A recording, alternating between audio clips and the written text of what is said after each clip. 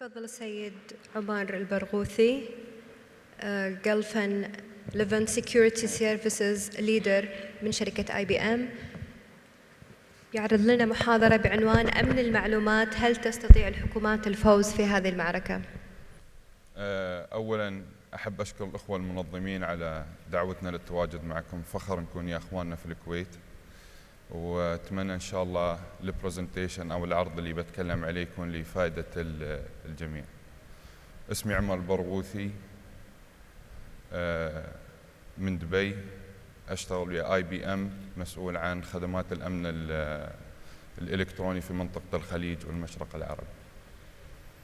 لما يخلصوا الجماعة اللي ما راح أتكلم على IBM شو تسوي أو شو السولوشنز اللي موجودة، نحن راح العرض اللي عندي راح نتكلم على شو اللي قاعد يصير في العالم والخصوصا في المنطقة، ومن يعني بنظرة مخصصة على اللي في الحكومات من ناحية الأمن الإلكتروني، وكيف نقدر نحن كمؤسسات حكومية أو مؤسسات القطاع الخاص نشكل استراتيجية بشكل مبسط أو بشكل هاي ليفل اللي نقدر نحط the right strategy to counter these cyber attacks and secure and safeguard our business. I would like to start my presentation with a small story called the Perimeter Kingdom, right? The Perimeter Land Kingdom. So basically, this story is about a royal family that lived in a beautiful palace, well guarded by a lot of walls, with soldiers, and they've never felt the need to leave their palace to be able to get closer to their nation. Years passed by, and the royal family wanted to expand their territory of rule, and they started feeling that they're losing their nation and there are a lot of conflicts happening outside those walls or perimeters of the palace. So one of the princes decided to go and discover that. So he went outside the palace to check what's going on beyond all these security barriers that they have been living within for the past many years. That's when the problem happened. He was kidnapped for a ransom. The king got frustrated, called all his security and defense experts. What shall we do? How can I get my son back? They started thinking, after a lot of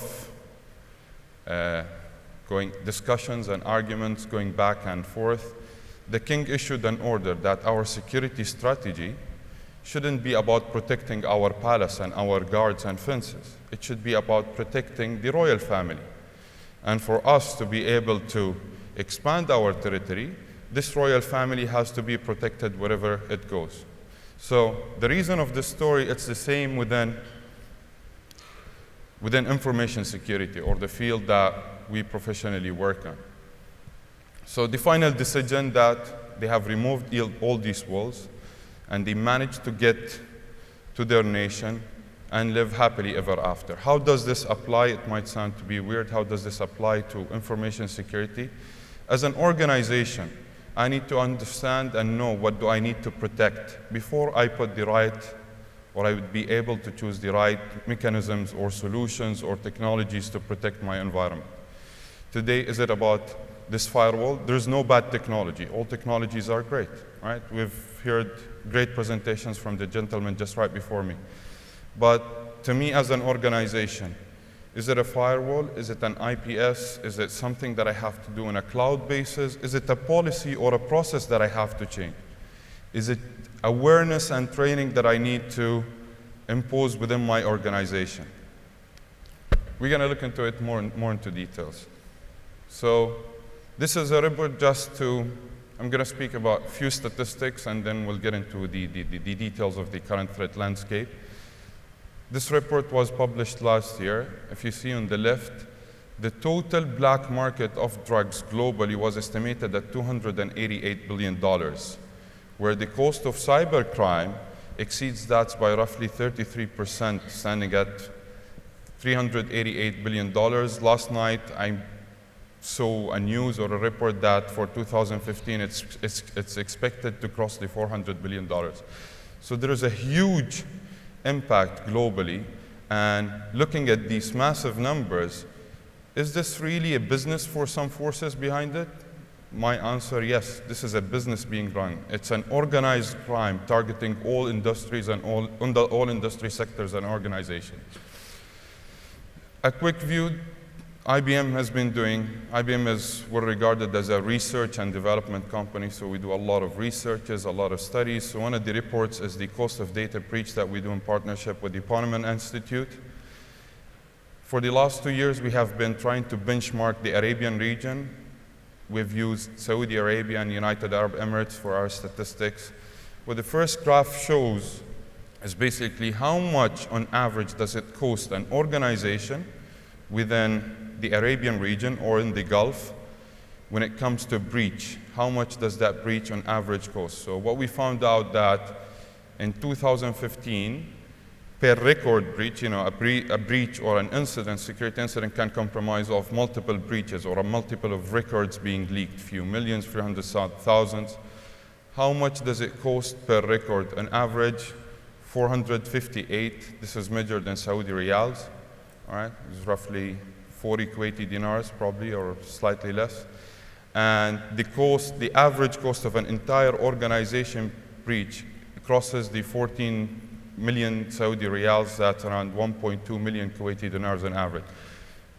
These are statistical numbers based on interviews. We've interviewed 25 organizations that have been targeted, and some saw less numbers and some saw higher numbers. And these costs, yeah, it might be shocking, but it also includes the time of the reputation losses for this organization, loss of customer trust, if it's a bank or if it's a financial industry organization, the time of executive management and officials that they had to put through this to be able to rectify and contain that incident. So all those factors were part of or contributing factors to the total cost. So has the threat landscape been changing? Right? And to me it's like a fashion, right? Every few years we see a new cycle or a new trend coming up. We started with the early 90s when the era of internet started, and people used to home code some viruses or Trojans and send it across. I personally used to do it for fun with my brothers and cousins, just to open their CD-ROM and close it, and it just looked cool. And then it just gets advanced, and now we are at the advanced. We are in the era of, and we will look into this detail: advanced persistent threat, cyber warfare, nation-state sponsored organized crime, fraud, theft, and all these names. So where does this come from?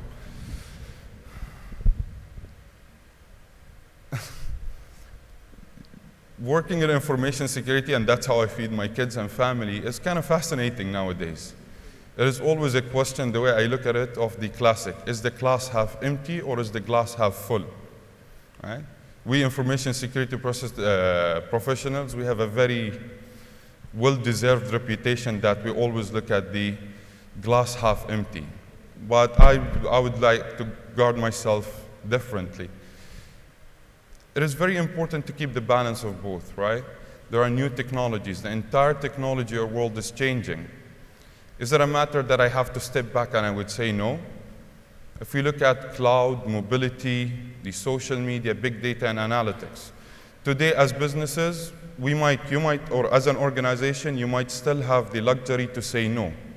But in 5 years, right, your customers, are those in a government, from a government organization point of view, they are the country citizens. They're going to be sitting within your business, right? And they're the deciding and demanding factor. So if today you can say to mobile services not to be applicable, I think my colleague, for the people who were here yesterday, Willem, spoke about the mobile or the smart mobile government. So today we can say no. But in 5 years, it is almost certain that we wouldn't be able to. So we better start thinking from now how we can evolve our businesses or services being delivered to a nation or citizens to be able to support all these technological initiatives securely and while safeguarding our assets. So unleashing the power of the new technologies, this is why the glass is half full, and also, but keeping in mind the challenges and the threats that these technologies might bring in and how we can address them. That's the glass half empty. But then, that's how I thought of myself, but then I got stuck. The glass is just too big. You can't just handle it. So to put things more into perspective, let's have a look at my personal view and on how the threat landscape has been changing. We often heard 7, 8 years ago of, I would say 5 years ago, of an attack happened on the White House by a 16-year-old kid. Definitely no political drivers, right? Someone was just trying to have fun. Or an attack would happen into an organization just because someone hates a certain country or a certain person. They would just, the driver behind that is just to impose some disruption to the business, right? And to do a certain damage, to either do a website defacement or denial of service, distributed denial of service attack, and just disrupt those operations for some time. And then there's another group that started appearing. It was there previously, but it started appearing more as more of the organized crime, the fraud and theft. And I don't know why. Whenever we mention that, it all leads most of the time to the East European region, right? But that's not where we also should focus. We should focus on what's been happening. So that's all the card skimming, ATMs, stolen credit cards being sold in the black market, leaking information or compromising an intellectual property, looking at merger and acquisitions of formations between corporates or between nations and to gain intelligence and steal intellectual property.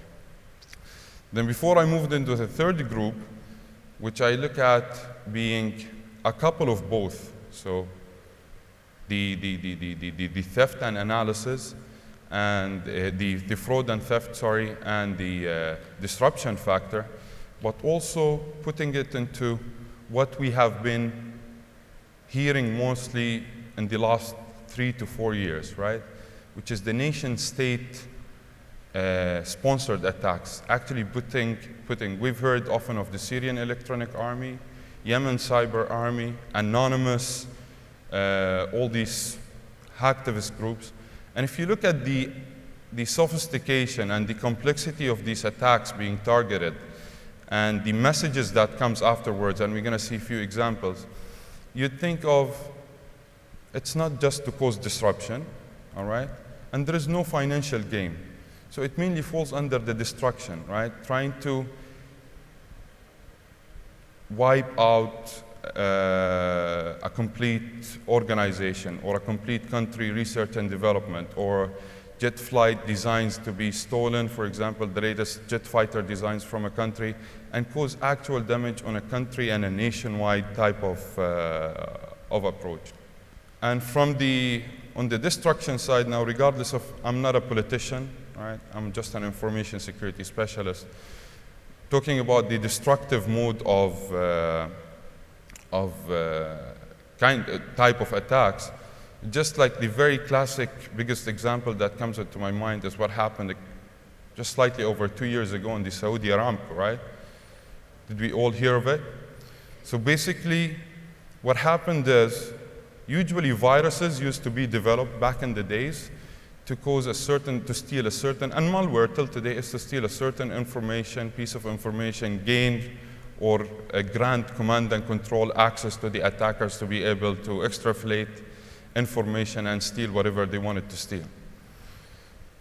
Shamoon, the virus that was used in the Saudi Aramco attack, basically was designed not to give access, not to do anything. It was designed to destroy the boot sector in the computer memory. So basically what happened, people woke up in the morning, went to work, and 30,000 computers were just turned into bricks.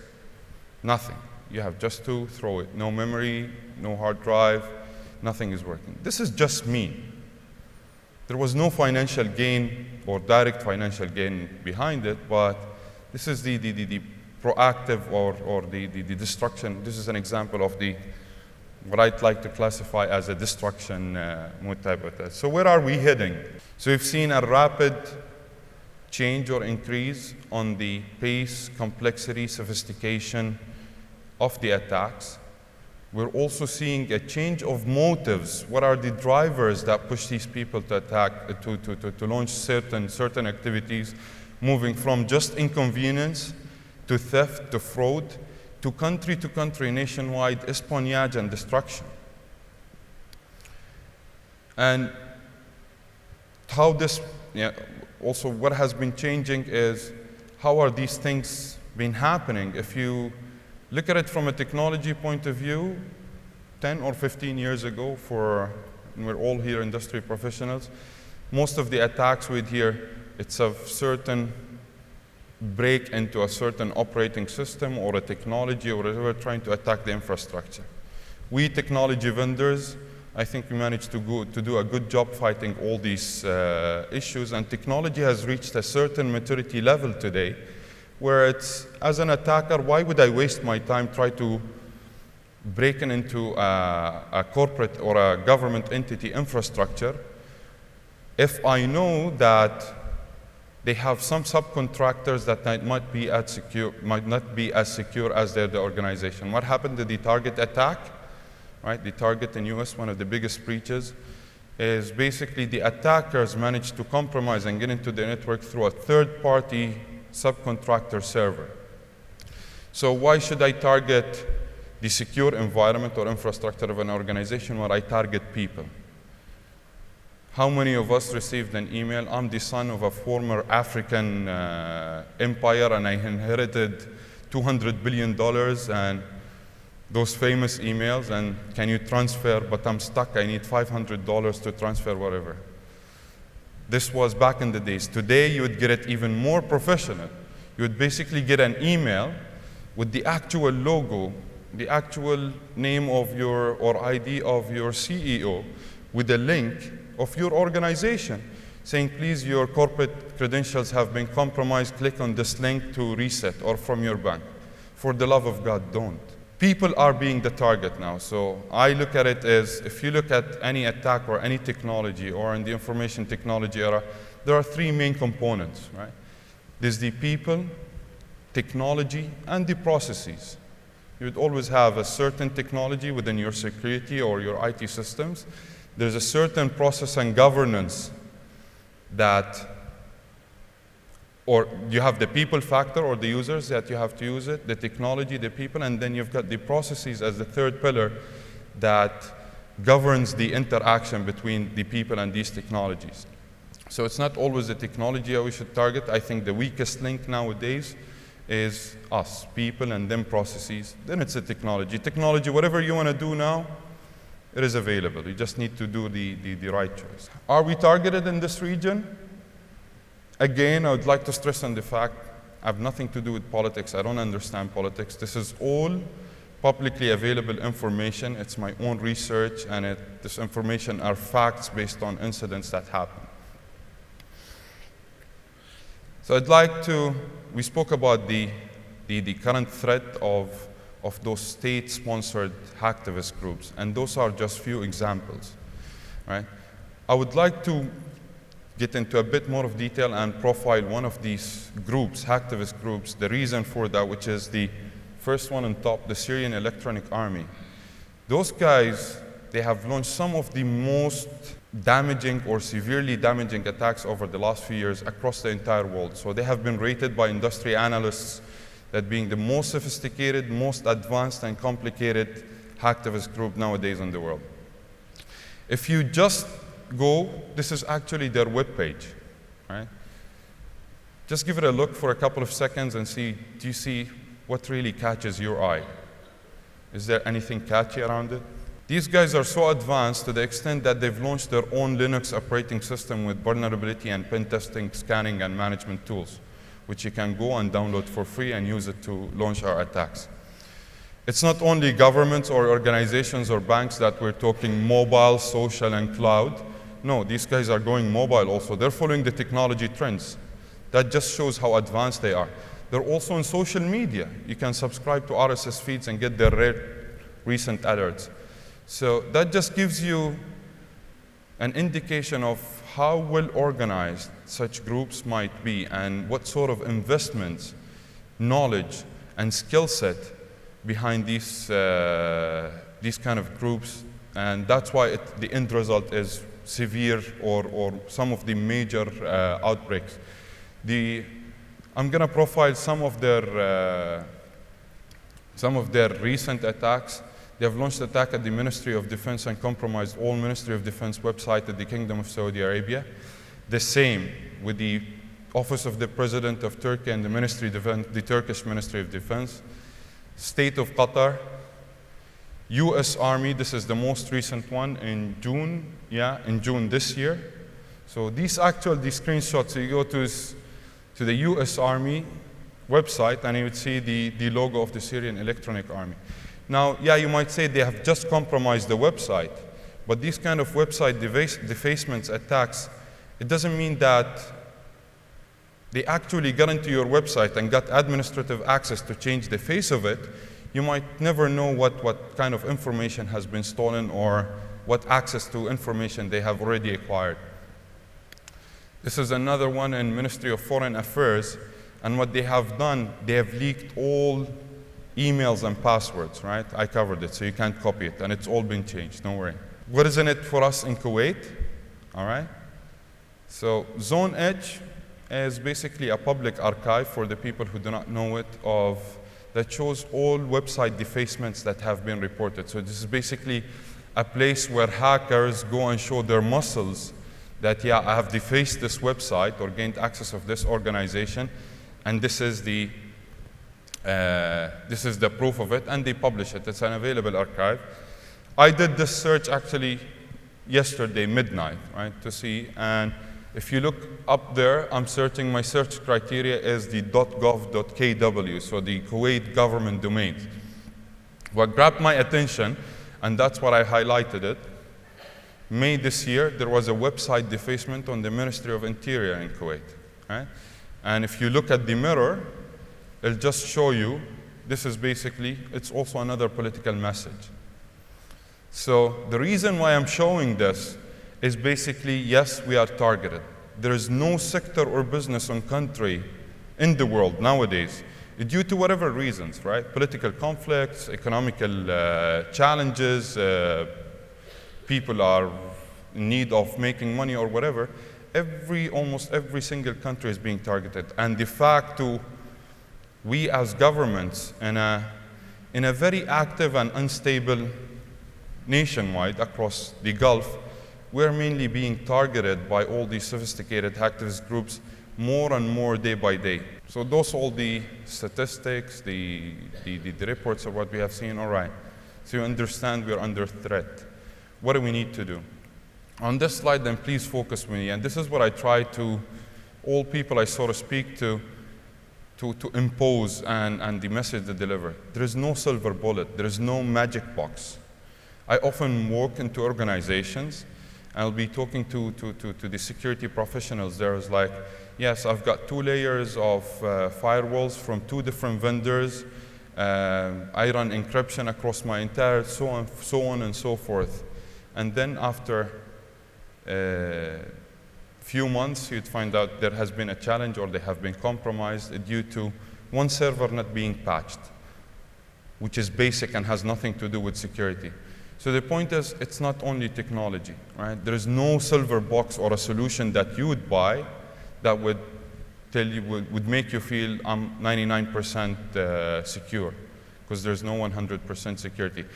And the fact that the threat landscape is always advancing and it's always changing, that mandate, I don't look at my security program once and I just go back to it into my next annual budget meeting review to know what sort of projects I want to do in the next year. No, it's a day-by-day job from all different aspects. The way we think of it recently in IBM is where to start from. I suggest four four main imperatives. So the first one, to be able to protect your organization, right, you have to have some sort of a security program. Who are the stakeholders? What are my targets? How do I measure my security? Today, if I've implemented or I've engaged a certain company and I run a security program, if I won't be able to measure it, then I don't know how effective it was and what changes do I need to keep imposing, right? So optimize your security program. Know where you are today, what your targets is, and how can you measure it, and just keep going through that cycle. The second thing is work at solutions and technologies to stop the advanced threats. The advanced persistent threats today are very intelligent kind of advanced. It's not just a malware or a virus, if you want to sort of virus it, you want to look at. It's something that an APT is basically, if it gets into your network, it has the intelligence to be able to reshape itself and modify itself to remain and not be discovered for days, months, or even years in some cases. So how do I stop those? What sort of technologies? What sort of awareness? Remember the email from the African dictator kind of thing. How my people, how my organization as an entity is capable of responding in case of something happens. And then number three, and it's one of my dearest or favorite, back to the story of the kingdom. It is exactly what the king has given as a direction to his security professionals. I don't want you to protect the palace, nor the walls, I want you to protect the royal data family. What are my critical assets as a business? The structured or unstructured data set. What does it mean to my organization, right? My SharePoint portal, for example, if you want to look at it, just to simplify things, the risk of losing data for it in an organization or a department X might be completely different or irrelevant to another organization. So you need to identify where my crown jewels are, what's important to my business, and what's dear to me, and how do I protect it. That's what we mean by identifying your critical assets. Safeguard cloud and mobile. Today we can still know, but in 5 years, as I mentioned at the beginning of my presentation, in 5 years' time, we would have to be able to support cloud or mobile initiatives some way or another. So how am I going to be secure? Because the challenge that really such technologies bring, if you look at the traditional IT, all communications go through my data center and my disaster recovery site. Today, if I'm a bank and I'm offering mobile banking services to my customers, which is basically, what am I basically doing? Is basically I'm porting my data and I'm putting it outside my perimeter, like the prince at the beginning of my story who went outside. He was kidnapped for a ransom, and the same can happen, right? But how to be able to reach to your customers or citizens or your service recipients while maintaining the security of your information on devices that you don't own and on platforms that you don't manage. عفوا سيد عمر بس خلص الوقت. Last slide. All right. So looking at this slide, as I said, all technologies are great. But what differentiates us in IBM is if you look at IBM as today the only organization that spans across all security kind of pillars or services and informations. So we've got solutions and services when it comes to intelligence and vulnerability management, fraud detection and protection, identity and access management, data, application security, managed services, governance, risk and compliance, endpoint, so on and so forth. So that's my only marketing statement, and I don't like to. So the key message or the takeaway home message is basically intelligence is the new defense. To be able to defend myself, it's not a matter of showing muscles. So it's not the strongest, it's the smartest. What sort of intelligence in terms on how can I mitigate all these risks? And integration is the new foundation. Today, the security discussion is not, in most of the organization, is no longer a technology or an IT department discussion. You often would see a risk management department being created in a certain organization that has a complete different reporting channel. So what this mandates that the security people has to talk to IT, and those have to talk to the guy in HR, the same thing in finance, and it becomes more of a connected boardroom across all C-levels or executives in an organization have to be involved to a certain level when it comes to their own security program. And expertise. So what we mean here by expertise is expertise of you within your organization, understanding your business. If you're a security professional in your organization, or the things that you have to do in a bank is different than a ministry, different than in a central intelligence department. So you have to build your internal expertise in terms of at least understanding and defining that program. And then professionals like us would come and help you and guide you through the way, no, it has to be done this way or that way. Thank you very much. I'm not going to take long. I hope you have enjoyed it. شكرا سيد عمر البرغوثي من IBM.